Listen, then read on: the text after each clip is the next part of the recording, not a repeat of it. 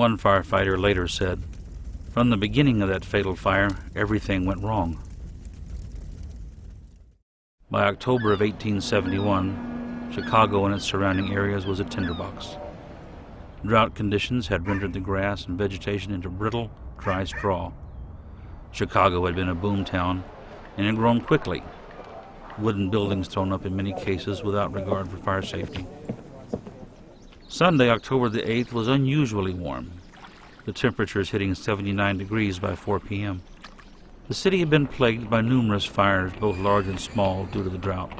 At the time of the Chicago fire, the fire department consisted of 185 firefighters for over 334,000 people. The department had 17 steam fire engine companies, 6 hose companies, 4 hook and ladder companies, and 2 hose elevators.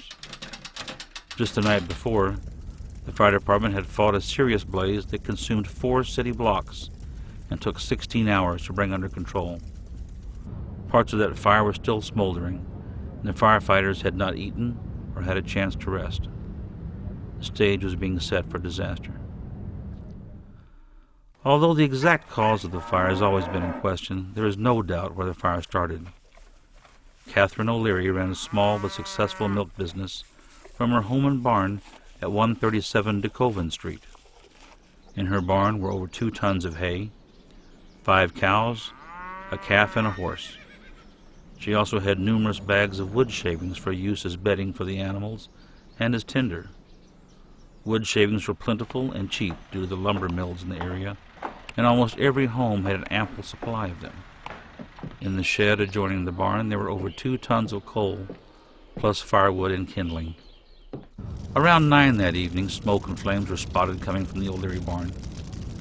Passers-by attempted to save the livestock, and cries of "fire" rang out. A runner was sent to Gold's drugstore to pull the fire alarm. For unknown reasons, Gold refused to turn in the alarm, although later stated he did after the runner left. Meanwhile, the fire spread to fences, dry ground, and a second barn, and continued to grow, fanned by a steady wind from the southwest. A fire department watchman pulling watch duty in a lookout tower noted the smoke and glow, but assumed it was from the fire from the night before, whose location lay between this new fire and the lookout.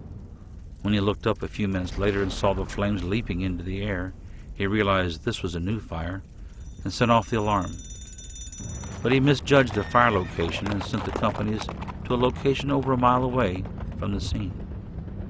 He corrected this mistake soon after, but the alarm was never sent by his assistant. The first fire company did not arrive on the scene until the fire had been burning for almost 40 minutes.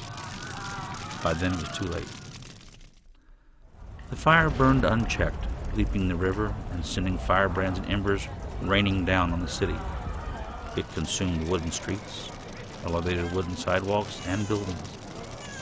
The fire reached the Chicago Water Works around 4 a.m. the next day, destroying it and effectively stopping all firefighting efforts. Still, some firefighters hauled water in buckets from the Chicago River and Lake Michigan. The fire would burn from Sunday night, October the 8th, until Tuesday, October the 10th, when it was finally extinguished by steady rain. 3 1/3 square miles of the city were devastated. Losses included property valued at $192 million, 100,000 people left homeless, and an estimated 300 people dead. The burnt district was over 4 miles long and 1 mile wide. 17,500 buildings and 73 miles of street were destroyed. The city began rebuilding almost immediately, with new revisions to building and fire codes and better emergency and fire plans in effect.